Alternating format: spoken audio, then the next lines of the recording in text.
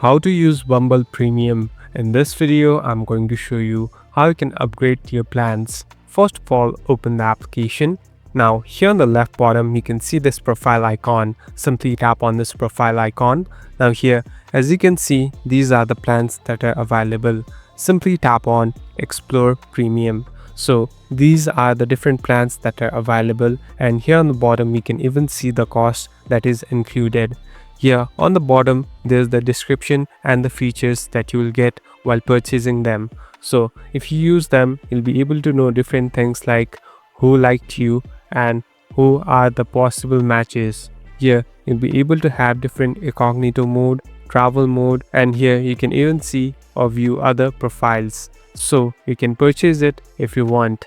Thank you for watching this video. I hope this video will help you.